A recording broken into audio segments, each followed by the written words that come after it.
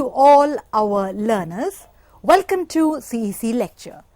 The topic of the lecture today is Cold War, Origin, Causes and Phases. Dear learners, as we take this lecture forward today, we'd like to tell you that in this lecture, which is pertaining to Cold War, will be highly useful for students, learners from the discipline of history, modern contemporary world history, international relations, political science, and also for other academic learners who are keen to understand that what was Cold War all about.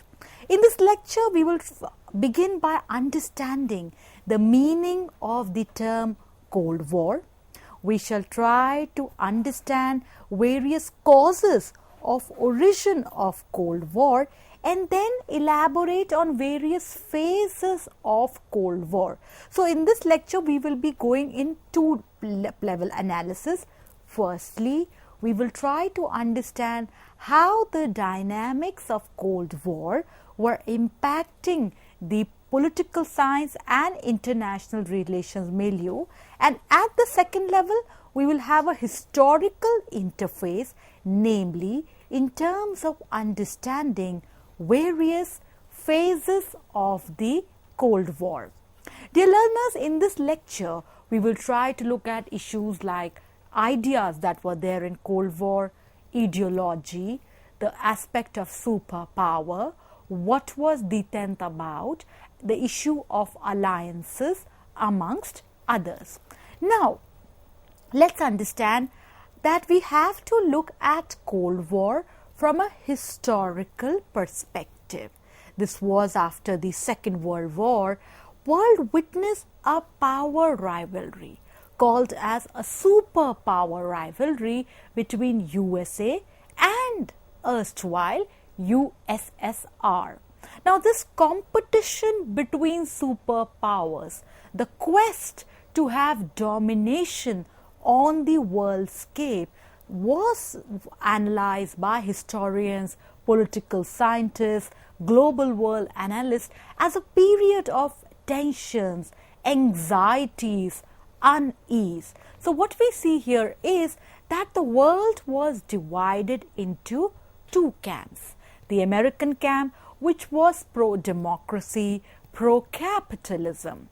The Soviet Union camp, the Russian camp that was about communism. So Cold War, therefore, dear learners, can be defined as a state of conflict between nations that does not involve direct military action but is pursued primarily through economic, political actions, propaganda. An important definition is given to us by Hartman, and we quote it here. Cold War is a state of tension between countries in which each side adopts policies designed to strengthen it and weaken the other by falling short of something called as actual war.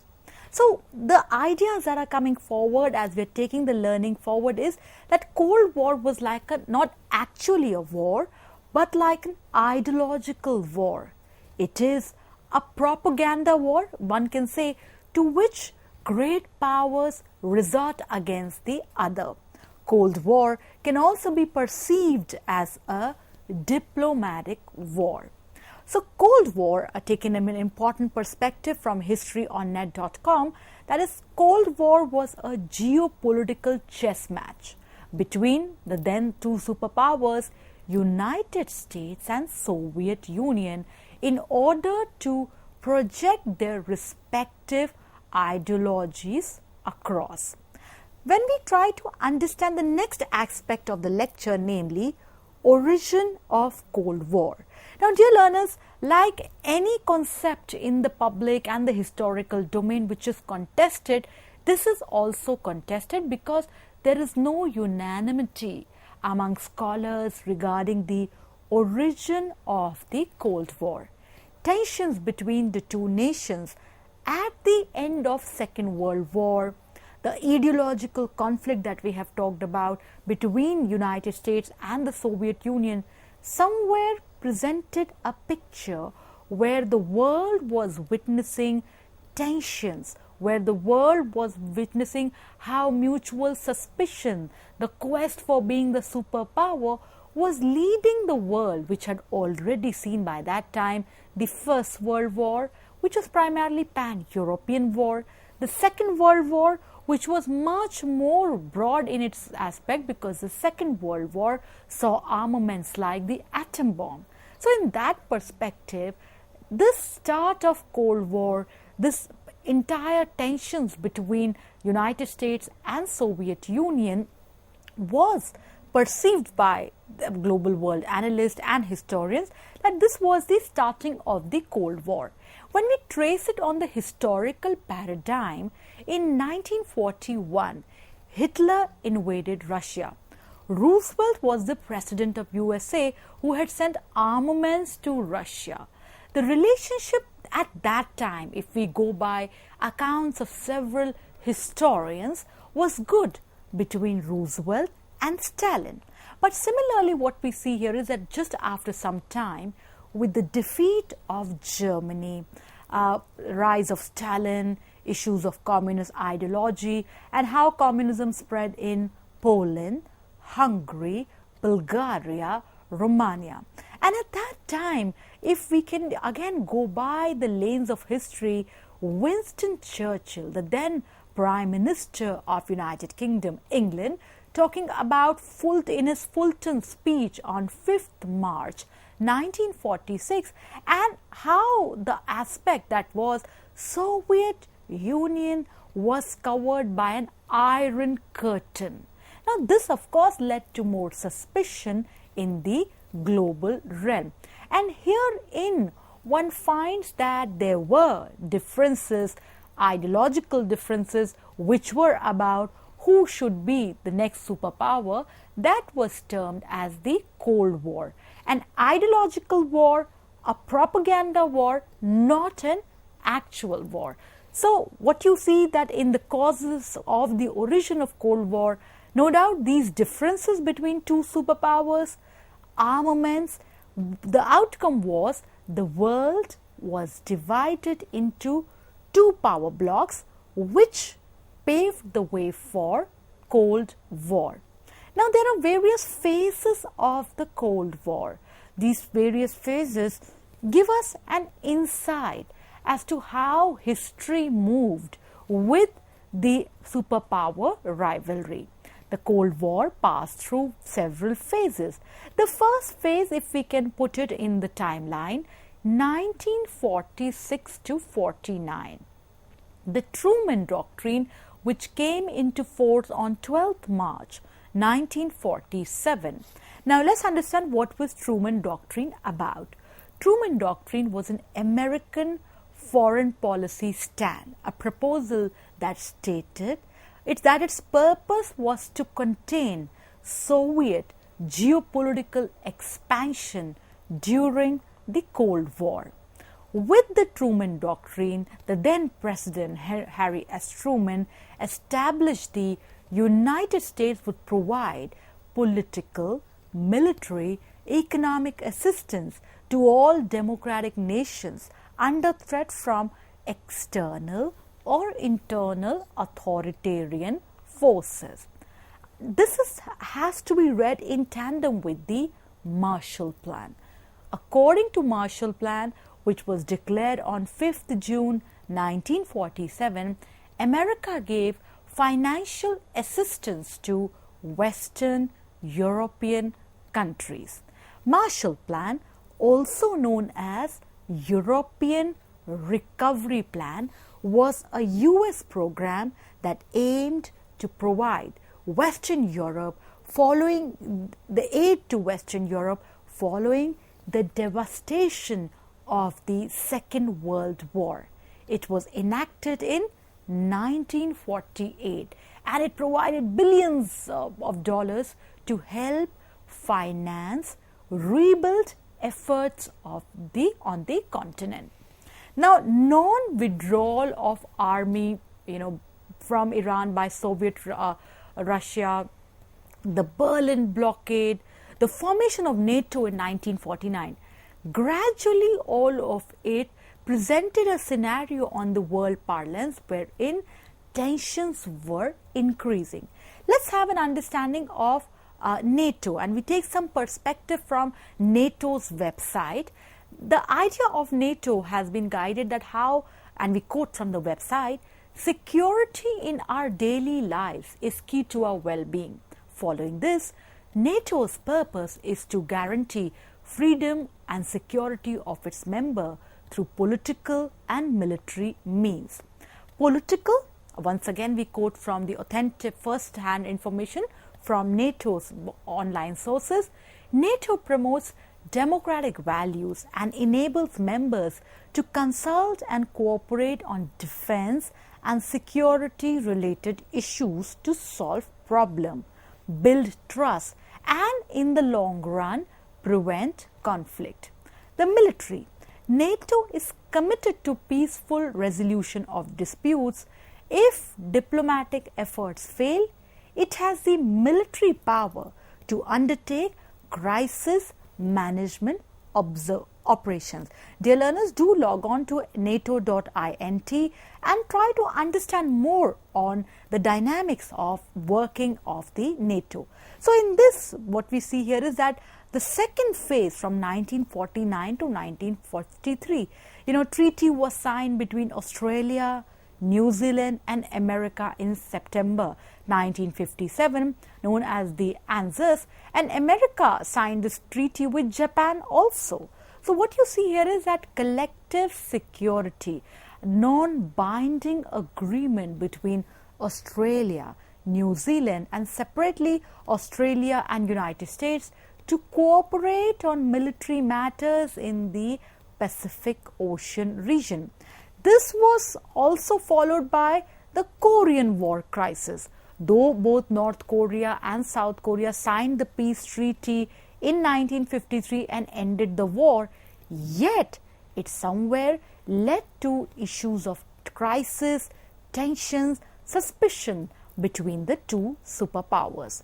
In the third phase, which is primarily 1953 to roughly 1957, what you see here is United States formed SEATO in 1954 in order to reduce and counter Soviet Russia's influence. In 1955, America formed NATO in the Middle East, and as a reaction to that, the Russia signed Warsaw Pact in 1955, and not to forget that how in 1957 the very elaborate Sputnik defense program of Soviet Russia. So all of it, what was it resulting? Dear learners, you have to see that how tensions were compiling up, how mutual suspicion was building up in the superpower rivalry, and all of it was done under the paradigm of the ideological perspective that must lead the world. In 1953, Khrushchev became the president of Russia, and in 1956, an agreement was signed between America and Russia regarding the Suez crisis. So what you see here is that the Cold War, which was between two superpowers, from the Korean War crisis to the Suez Canal crisis, was the reverberations of it were being felt in various parts of the globe. In 1959, the Russian President Khrushchev visited America. The U-2 incident, which is an important case study even today, it was an international diplomatic crisis that erupted in May 1960 when the Union of Soviet Socialist Republics shot down an American U-2 spy plane in Soviet airspace and captured its pilots. Now, when confronted with the evidence of this nation's espionage, the then President Eisenhower was forced to admit to the Soviets that the US Central Intelligence Agency had been, flying spy missions over USSR for years. And once again, we can reaffirm it from history.com sources. Then at the same time, there was the Berlin crisis and 1962 Cuba's missile crisis. So what we see here is that definitely Cold War was in the phase of rise and rise. One instance to the other was leading to rise of Cold War. In the phase 1962 to 69, what you see here is that mutual suspicion between USA and USSR somewhere curtailing down. Hotline was established between the White House and the Kremlin, and in this phase 69 to 78, which was a very important phase, this phase was known as Detente. Detente, dear learners, signifies thaw in the relationships, cooling down of tensions between late 1960s to late 1970s. There was thawing of the ongoing Cold War between United States and the Soviet Union. The Detente took several forms. Once again, we quote from history.state.gov sources that Detente took several forms, that is, discussions on arms control. Although the decade began with vast improvements in bilateral relations, by the end of the decade, events had brought two superpowers back to the brink of confrontation. The American President Nixon and the then Russian President Brezhnev played an important role in putting an end to the Cold War, and an important perspective of it were the strategic arms limitations talks. There were two rounds of bilateral conferences and corresponding international treaties involving United States and the Soviet Union. The Cold War, the superpowers on the issue of arms control. There were two rounds of talks, agreements, namely SALT I and SALT II. So, and it's very essential to see that how attempts were made in order to reduce, to talk, to negotiate on an important issue of arms race. An important perspective here is the Summit Conference on Security that was held 1975 in Helsinki. The Helsinki Final Act also is an important event in the 10th phase. That was an agreement signed by 35 nations that concluded the Conference on Security and Cooperation in Europe held in Helsinki, Finland. The multifaceted act addressed a range of prominent global issues, and in doing so, it had a far-reaching effect on the Cold War and US-Soviet relations. Similarly, in the 10th, the Belgrade Conference of 1978 did bring Russia and America closer. In 1971, the American Foreign Secretary Henry Kissinger had also paid a secret visit to China to explore possibilities of reapproachment with China. The American move, now one also has to understand that how the 10th was also countered when we look at the Diego Garcia incident, or we look at how in the Egypt-Israel war, the two superpowers extended support to the opposite sides. Now this brings us at how, regardless of this thaw, the Cold War did rise. And this was the last phase, and historians from 1979 to 1987 often call this phase as the New Cold War. In 1979, it was the American President Carter and the Russian President Brezhnev. They signed SALT II, but at the same time, one cannot ignore the developments in Vietnam, 1975, Angola, Ethiopia, Afghanistan. All of it did lead to more tensions. In 1980s, America boycotted the Olympics held in Moscow, and vice versa. In 1984, Russia boycotted the Olympic game held at Los Angeles.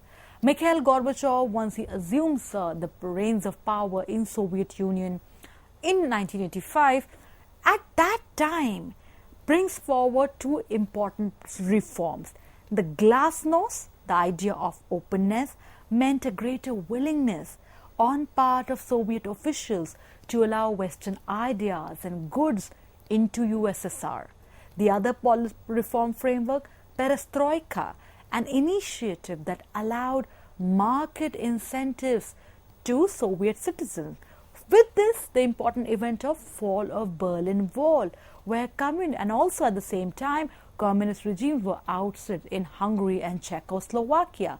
So with this, what we see here is that there was dissolution of USSR, and somewhere the world was going towards a new parlance, that was a phase of end of Cold War. This brings us to the last aspect of our learning, that what were then the results of the Cold War. Cold War, dear learners, as we saw right from its definition, like an ideological war coming after the Second World War, how the Cold War moved on the issues of suspicion and superpower rivalry, definitely had far-reaching implications for global history, international relations, and also several other disciplines. There was this fear psychosis, and that how fear and trust and mutual suspicion are important factors for any relationship, global diplomacy to go forward. Then the aspect of alliances. One finds that how from NATO, SEATO, Warsaw Pact, CENTO, ANZUS, amidst all of it did show that how the idea of collective security or the idea of collective defense was reimagined, reworked on by these several alliances. As a post-Second World War institution, United Nations did definitely play an important role in getting countries together for cooperative avenues, but similarly, even today there are debates on the role of UNO with respect to Korean crisis, Cuban Missile Crisis, Vietnam War, amongst others. Amidst the superpower rivalry, when the world was divided into two power blocks, the capitalist and the communist bloc, there was a definite third bloc, the non-aligned bloc. And in post-Cold War era, there are many countries like India, Brazil, South Africa, that are playing a very important role in shaping the contours of the post-Cold War world. And lastly, the end of Cold War witnessed a rampant phenomenon phase of globalization, how the world was moved from the realm of power bloc rivalry, from the world of propaganda war, to a world where there was interdependence. There were multiple channels of communication. So therefore, when we understand Cold War, it is essential to see that how there was no actual war between the then superpowers USA and USSR, but it was an ideological war. This war moved in phases: rise, detent, and the fall, the end of the Cold War. And the results of Cold War, definitely the end of it had far-reaching implications for the realm of global politics. Dear learners, thank you for being with us for this lecture, wherein we try to understand the origin, the phases, and the impact of the Cold War. We hope we have presented some significant insights to you all in this topic. Thank you.